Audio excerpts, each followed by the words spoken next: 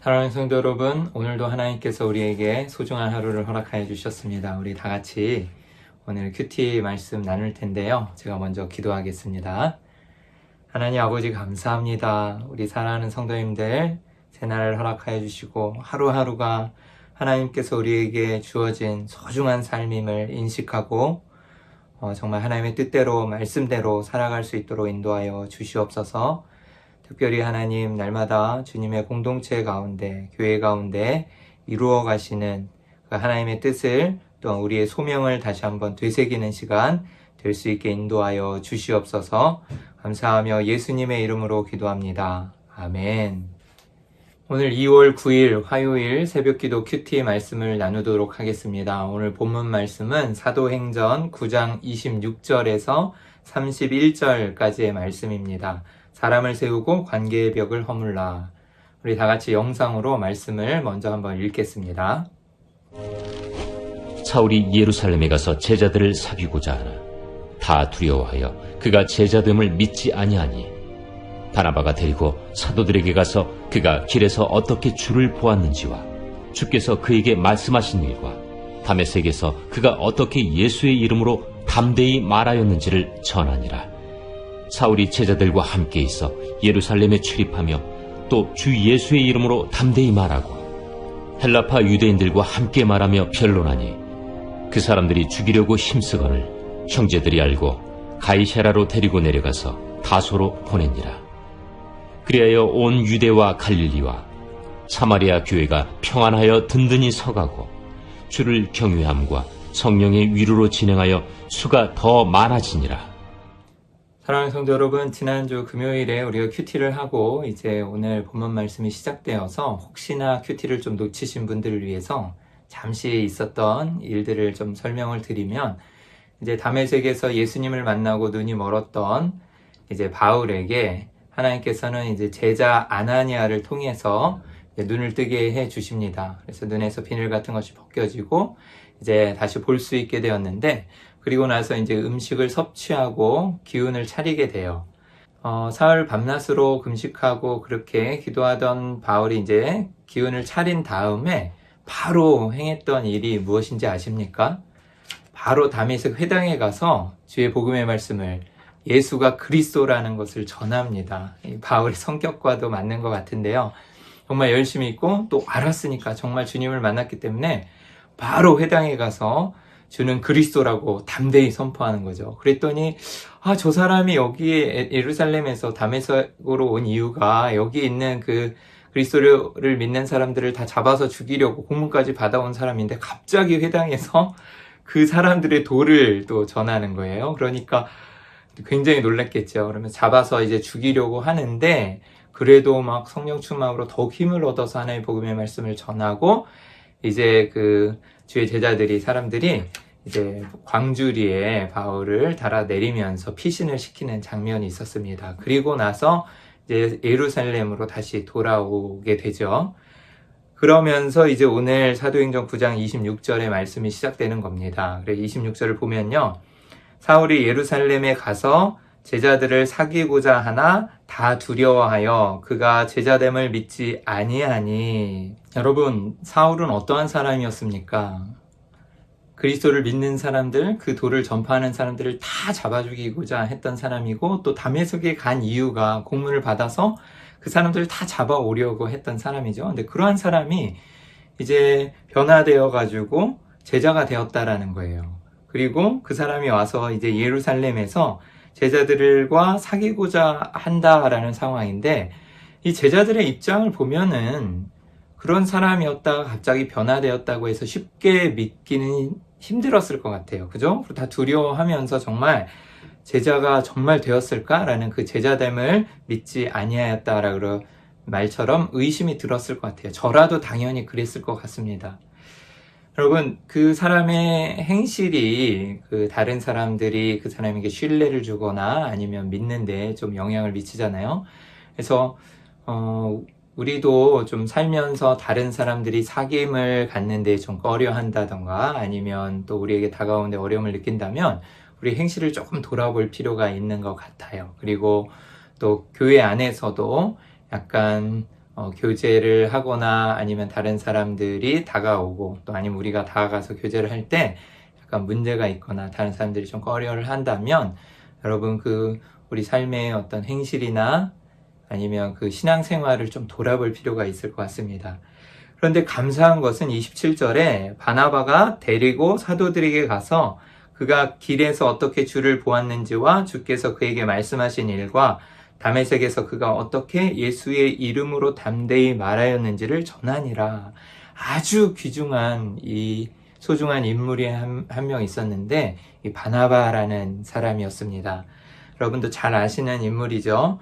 구브로에서 레위 가문으로 출생한 원래 이름은 요셉입니다. 그런데 평소에 예루살렘 신앙 공동체 안에서 성도들을 너무나 잘 보살핀 사람이었고 또 덕을 끼친 그런 사도들로부터 인정을 받은 사람이었습니다. 그래서 그의 이름을 바나바라고 불렀고 이 뜻은 위로의 아들이라는 뜻입니다. 너무나 귀한 이름이죠. 그래서 공동체에서 성숙한 신앙인의 모습을 보여주었던 사람이고요.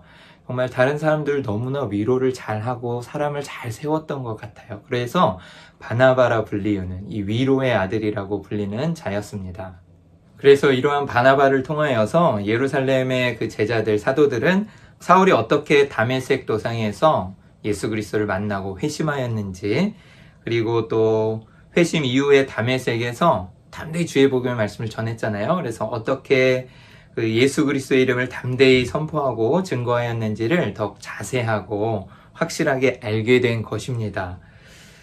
여러분, 저는요, 이 바나바가 사울에 관하여서 이렇게 자세히 전할 수 있었던 것은 사울이 사도들을 만나기 전에 이미 바나바와 함께 친밀한 교제를 좀 나누었고 바나바는 그것을 잘 인식하고 있었다라고 생각을 합니다. 그래서 이러한 교제를 통해서 바나바는 사울이 같은 제자 그리고 같은 그리스도 안에 있는 형제로서 예수님의 사람인 것을 충분히 인식했음을 알려줍니다. 여러분, 우리도 교회 안에서, 공동체 안에서 이러한 충분한 인식을 할 수 있는, 서로 간에 알 수 있는 교제가 되게 중요한 것 같아요.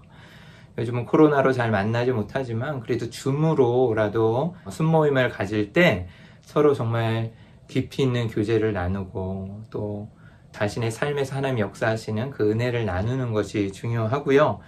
또 어떤 신앙의 여정이 있었는지 그 상대편의 이야기를 들으면서 신앙인으로서 어떠한 점을 본받을 수 있는지를 좀 알고 서로 칭찬하고 격려하는 것이 좀 중요한 것 같습니다.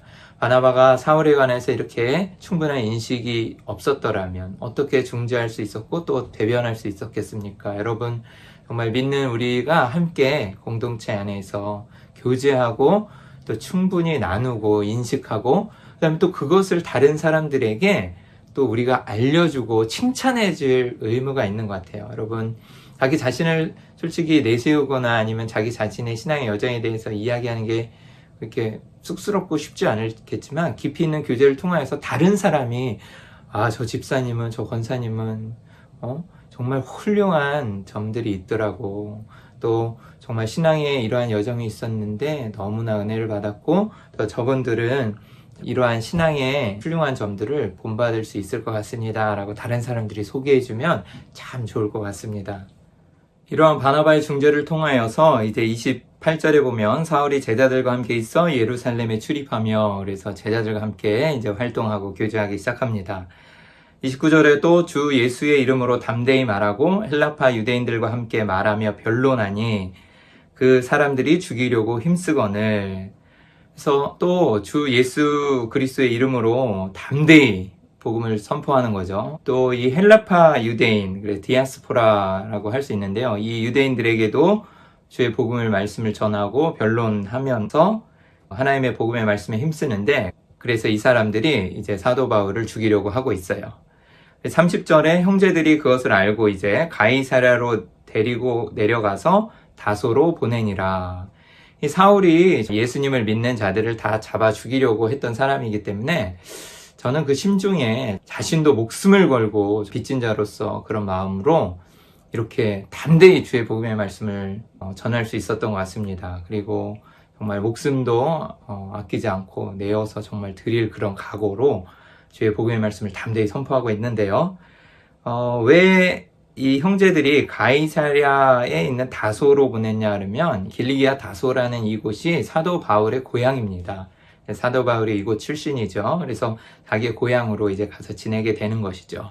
이 구절이 이제 끝나고 난 다음에 이제 바울의 내용이 잠시 동안 나오지 않습니다. 그 뒤에는요, 하나님의 성령의 관건적인 인도하신 가운데 이제 사도 베드로가 고넬료 가정을 만나서 복음을 증거하고 이제 구원하고 또 이방인에게 이제 주의 복음의 말씀이 선포되는 장면이 나오죠. 그리고 그 이후에 이제 사도행전 11장 25절에 다시 사울이 등장하게 됩니다. 그때 바나바가 다소로 가서 이 사울을 이제 데리고 오게 되는데요. 한동안 그 기간 동안 이제 바울이 무엇을 했을까라고 생각을 해봤을 때 아마 준비되는 기간이었을 것 같습니다. 굉장히 학식에 뛰어난 사람이었잖아요. 가말리엘 문화에서 많은 학식이 있었는데 자기가 알고 있었던 그 구약의 사건들을 다 아마 유추해 보면서 정말 그리스도가 메시아임을 그리고 복음을 정말 절실하게 깨달았던 시기였을 것 같다라고 저는 추측을 해봅니다. 왜냐하면 그 11장 25절에서 이제 바나바가 사울을 찾으러 가서 다소에서 이제 데려온 다음에 바로 26절에 안디옥에 데리고 와서 둘이 교회에서 1년간 모여 있어 큰 무리를 가르쳤고 제자들이 안디옥에서 비로소 그리스도인이라 일컬음을 받게 되었더라. 그래서 둘이서 교회에서 1년간 모여서 계속해서 교육을 하고 또 무리들을 가르치는 사역을 했습니다. 그런 것을 보면은 많은 복음의 그 깊은 것들을 깨달으면서 준비되는 과정이 아니었을까. 그리고 주의 복음의 말씀을 담대히 선포할 수 있도록 하나님께서 준비시킨 과정이었을 것이라고 저는 추측을 해봅니다. 그리고 마지막으로 이제 31절 그리하여 온 유대와 갈릴리와 사마리아 교회가 평안하여 든든히 서가고 주를 경외함과 성령의 위로로 진행하여 수가 더 많아지니라. 아멘. 사랑하는 성도 여러분, 오늘 본문의 말씀에 유대와 갈릴리와 사마리아의 교회가 평안하여 그래서 이 교회라는 단어가 나오는데요. 이 에클레시아라는 단어입니다. 그래서 유대와 또 갈릴리와 사마리아에 이제 교회들이 생기는데 교회들이라고 표현하지 않고 단수형으로 교회는 에클레시아라는 단어를 사용합니다. 이 의미가 무엇이냐면 여러분 교회가 많이 있지만 교회는 여러 개가 아니라 하나라는 거예요. 하나. 공동체이고 하나님 안에서 주님 안에서 정말 몸을 이뤄가는 지체를 이뤄가는 하나인 것을 강조하고 있습니다. 여러분 우리 성경에서 우리 몸이 하나님의 성전이고 교회라고 얘기했을 때 또한 주님의 몸된 교회를 섬기는 공동체 안에서 그 개개인의 교회들이 서가는 것이라고 표현하기보다는 그 교회인데 그 각각의 성전들, 그 교회들이 하나라는 거예요. 공동체 안에서. 그래서 한 몸이라고 표현하잖아요. 예수 그리스도 머리 되시고 우리 모두 한 몸을 이루어가는 것처럼 우리가 주님 안에서 연합하고 정말 하나가 돼야 된다는 것을 시사하고 있습니다. 그래서 이 본문 말씀에서도 온 유대의 땅에서 예수의 이름을 믿는 모든 성도들이 유기적인 관계 속에서 하나가 되었다라는 것을 강조하고 있고요. 또 평안하고 든든히 서갔다라고 그래서 이 교회가 정말 주님의 평안 안에서 정말 든든히 주님의 뜻 가운데 서갔다라는 것인데 이걸 보면서 우리 소중한 교회 올해 한 해에 우리가 붙잡고 나아가는 표가 생각났습니다. 하나님 안에서 화평을 누리는 그죠? 이 평안 안에서 든든히 서가는 우리 소중한 교회가 될 것임을 또한 저는 확신하고 믿어 의심치 않습니다. 그리고 주를 경외함과 성령의 위로로 진행하여 라고 해서 하나님을 경외하고 하나님을 높이고 정말 영화롭게 하는 것이 넘쳐났고 또 성령의 위로하심이 있었다는 거죠. 성령의 위로와 진행하심, 동행하심이 있었다라는 것이고 그리하여서 수가 더 많아지니라. 당연히 따라오는 결과로 하나님의 말씀 흥황하여지고 또한 믿는 자의 수가 더 많아진 것이죠. 올 한 해도 우리 기도합시다. 우리 소중한 교회가 정말 하나님 안에서 든든히 평안하고 든든히 서가고 또 정말 우리 성도님들과 예배 가운데 또한 모든 활동 가운데 주님을 경외함과 성령의 위로와 진행하심이 있어서 정말 우리 교회도 수적으로도 부흥하면 좋겠죠. 그래서 정말 수가 더 많아지고 또 하나님의 부흥을 맛보고 정말 그것도 중요하지만 우리 안에서 기쁨과 평안한 가운데 하나님을 붙들고 나아가는 그런 한 해가 되었으면 좋겠습니다. 사랑하는 성도 여러분, 오늘 말씀을 생각하면서 전 좀 적용하고 싶은 것들이 조금 있는데요. 첫 번째로 우리 주변의 관계를 좀 돌아보셨으면 합니다. 저도 이 말씀을 듣고 반성을 많이 했는데 교회 공동체 안에서나 혹은 직장 혹은 가정 여러 가지 환경 속에서 내가 사람을 과연 세우는 자인가 아니면 사람들이 나를 피하는 자인가 꺼려하는 사람인가 라고 우리 좀 한번 생각해 봤으면 합니다. 바나바와 같이 정말 위로의 사람이 되기를 소망합니다. 그리고 정말 어려운 관계의 벽을 허물고 좀 사람을 세우는 자, 그리고 정말 위로를 주는 그런 크리스찬이 되었으면 하고요. 또 초반에 제가 말씀드렸듯이 친밀한 그런 우리 영적인 교제를 통하여서 우리 다른 성도님들, 믿는 지체들의 장점을 드러내고 좀 칭찬을 했으면 좋겠어요. 그래서 서로 신앙적인 유익이 풍성히 넘치는 그런 소중한 교회가 되었으면 합니다. 그리고 두 번째는 좀 전에 방금 말씀드렸던 것처럼 우리 개개인이 정말 하나님 안에서 공동체를 이루는 한 지체, 그리고 교회임을 인식하고, 그런데 이것이 어떻다고요? 연합하여서 우리가 모두 하나라는 것, 한 몸이라는 것을 잊지 마시고 소중한 교회 이 귀한 교회 공동체를 위하여서 여러분 기도하시면서 평안과 화평 가운데 든든히 서 나가시기를, 그리고 또 주를 경외하시면서 성령 충만함으로 주님과 함께 성령과 함께 그 위로하심으로 진행하며 나아가시기를, 정말 주님의 이 귀한 소중한 교회를 세워나가는 한 공동체 일원임을 잊지 마시고 기도하며 또한 소명 따라 나아가시기를 주님의 이름으로 축원합니다. 오늘 하루도 승리하십시오.